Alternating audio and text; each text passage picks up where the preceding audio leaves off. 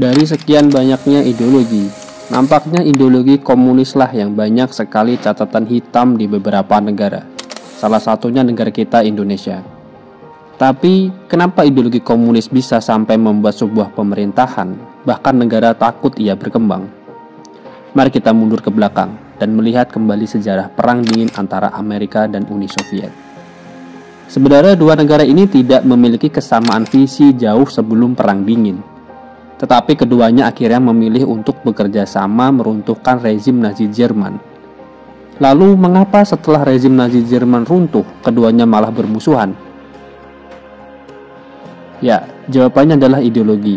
Amerika cenderung menganut kapitalisme, sedangkan Uni Soviet cenderung menganut komunisme ala Marxis yang sudah dimodifikasi menyesuaikan gaya pemimpin Soviet saat itu. Mengapa bisa Amerika sekuatir itu dengan ideologi, padahal mereka punya senjata perang yang hebat? Ada satu istilah populer, senjata tidak akan mampu menembus pikiran atau nalar seseorang dan mematikannya. Jasadnya bisa mati, tapi buah pikiran akan selalu hidup. Inilah yang membuat Amerika takut dengan ideologi komunis, karena dapat mengganggu cara bekerja uang dan pekerja yang memutar roda produksi itu sendiri. Meskipun komunis terlihat ideal, dalam penerapannya justru banyak sekali menimbulkan pertumpahan darah melalui jalur revolusi secepat mungkin, penguasaan alat produksi serata mungkin, walaupun harus melalui jalur kekerasan agar dapat mendominasi ekonomi dunia. Perumpamaan simpelnya begini. Bayangkan kalian beli blender baru dari hasil nabung bertahun-tahun. Tiba-tiba diambil paksa tetangga karena mereka juga pengen pakai itu blender. Dan akhirnya kalian memakai blender itu secara bergantian.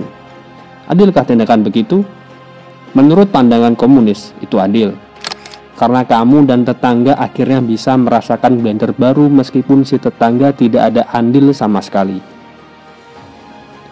Tetapi tindakan tersebut tidak berkeadilan, karena tetangga kalian tinggal pakai itu blender tanpa bersusah payah menabung dan blender itu hakmu.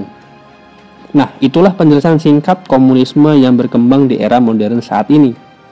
Pemaksaan, ada unsur kekerasan bahkan hingga menghilangkan nyawa. Jalur cepat inilah yang membuat ideologi komunis sulit untuk diterima masyarakat, terutama masyarakat Indonesia yang mudah sekali terjebak pada perselisihan identitas berkepanjangan.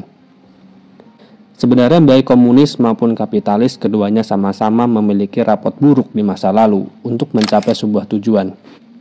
Kapitalisme dengan perbudakannya, komunisme dengan kekerasannya.